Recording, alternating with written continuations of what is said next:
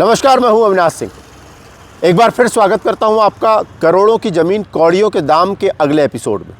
ये पार्ट 1 था, जिसके 4 एपिसोड हम पहले बना चुके हैं और ये 5वां एपिसोड हम बना रहे हैं नेशनल लोक अदालत में हुए समझौते को लेकर।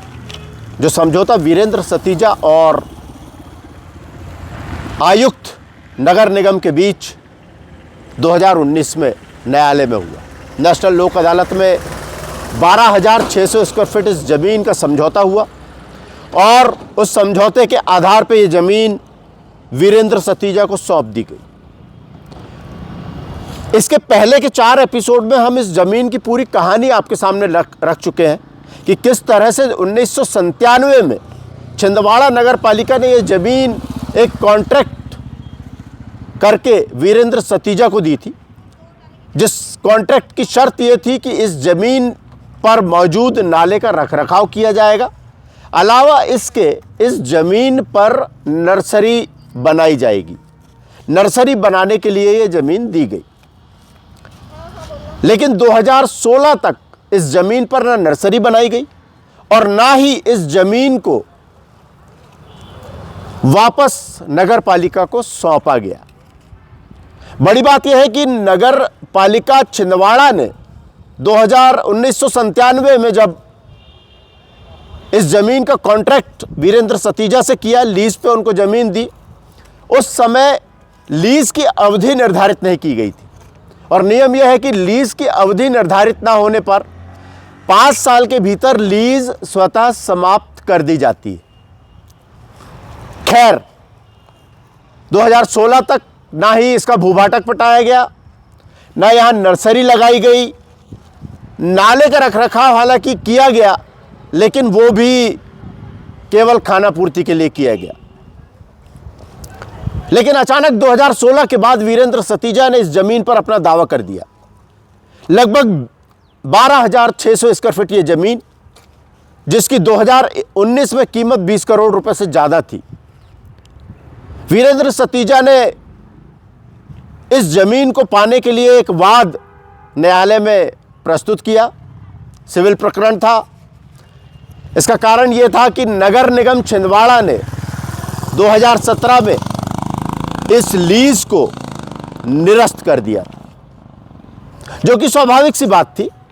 चूंकि लीज की शर्तों का, कॉन्ट्रैक्ट की शर्तों का पालन नहीं किया गया था, 1997 की जो लीज की शर्तें थी उनका पालन नहीं किया गया था, तो वो कॉन्ट्रैक्ट स्वतः ही निरस्त माना जाएगा। ऐसे लॉ ऑफ कॉन्ट्रैक्ट है, लेकिन ऐसा नहीं हुआ। वीरेंद्र सतीजा कोर्ट जाते हैं।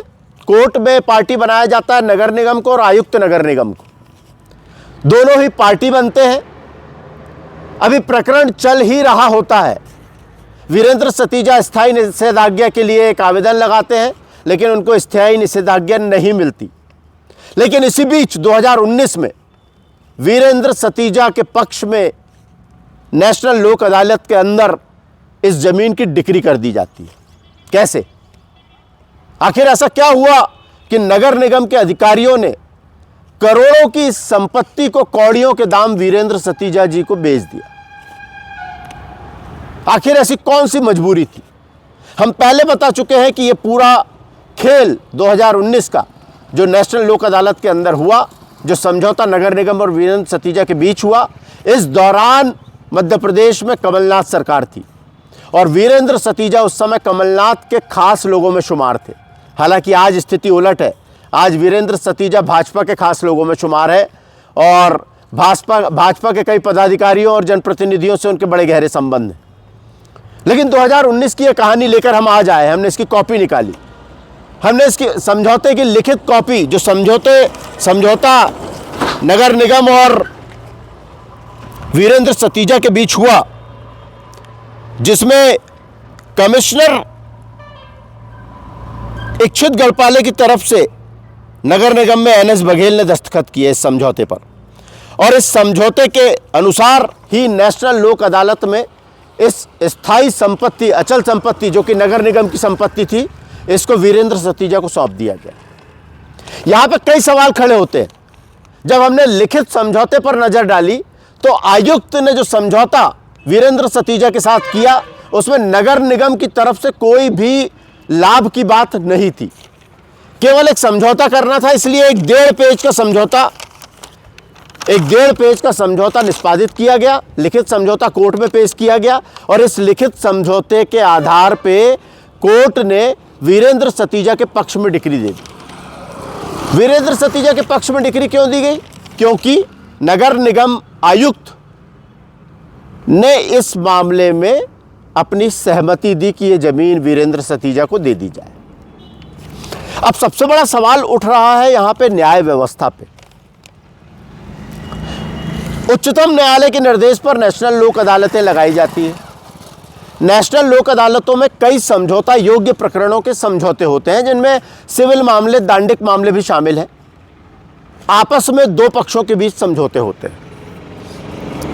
लेकिन एक सवाल उठ रहा है अब इस समझौते पर, जिसपे आज हमने कॉपी निकाली, तो एक सवाल सबसे बड़ा ये उठ रहा है कि क्या इस जमीन पे समझौते का अधिकार, जो कि पब्लिक प्रॉपर्टी थी, सरकार की संपत्ति थी और करोड़ों की संपत्ति थी, क्या इस करोड़ों की संपत्ति पे समझौते का अधिकार नगर निगम के अधिकारियों को था? नगर निगम के आयुक्त इच्छित गढ़पाले, नगर निगम के ईई NS बघेल को क्या इस जमीन पे समझौते का अधिकार था?